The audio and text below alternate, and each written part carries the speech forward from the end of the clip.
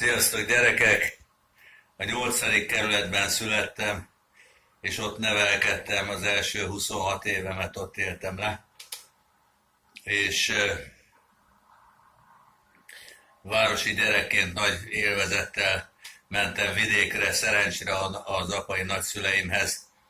És ott egyszer, nem tudom, valamibe belekeveredtem, és ott mondták a népi bölcsességet kérdésként megfogalmazva, hogyha valaki azt mondja, hogy kútba ugorj, akkor te a kútba ugrasz.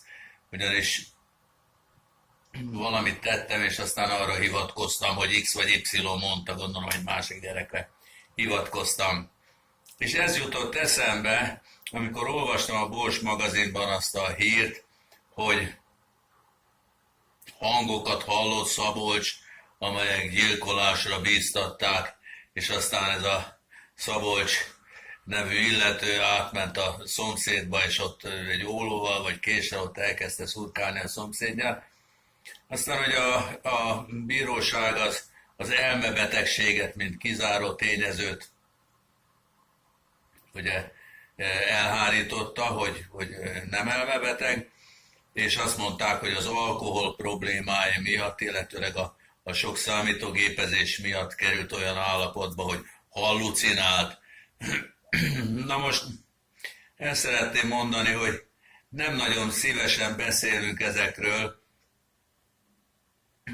Aki minimálisan is nyitott a szellemi világ felé, és ez a szellemi fejlettségtől teljesen független, az hall hangokat, és minél inkább a szellemi fejlődésben élen járó valaki, annál inkább küzdenek érte a hátramaradottak, vagy a küzd érte a hátramaradottak szellemisége, hogy visszahúzza, és ugyanakkor hallja annak a hangját is, amelyik aki felé közeledik, a Jóisten hangját is hallja magába, persze nem olyan tisztán, és nem lehet egyértelműen azt mondani, hogy mindent hárítson el az ember, hanem használja a józan eszét, és tegye mérlegre, ugye Pál apostol is mond valami hasonlóféle tanácsot, de a legegyszerűbb, hogyha a Jézus tanításának a mérlegén vizsgáljuk meg, mert ha olyan hangot hallunk, hogy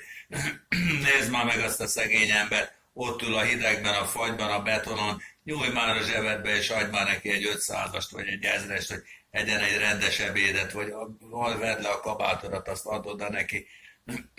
Nyugodtan hallgathatunk. Ha pedig nem egyeztethető össze a Jézusi tanítás alaptételeivel, hogy szeresd val a barátodat, mint te magad, ne szállj szembe a rosszal, akkor pedig engedjük el a fülünk mellett. Ilyen egyszerű, és akkor nem kerülünk ilyen kellemetlen helyzetben, mint ez az illető, aki úgy gondolta, hát, hogy ha hangok mondják neki, akkor meg kell tenni. Hát most azt nekem mondhatná, ez 100-szor is egy hang, hát ezzel az ember nem kezd semmit, csak elengedi a füle mellett. Hát szóval így járjunk el, gyerekek, hogyha valaki netán ilyen helyzetbe kerül, hogy hangokat hall, tegye mérlegre, és ne ijedjen meg tőle, nincs semmi baja annak, aki hangokat hall, csak mérlegelni kell, és azt szerint kell eljárni. Sziasztok!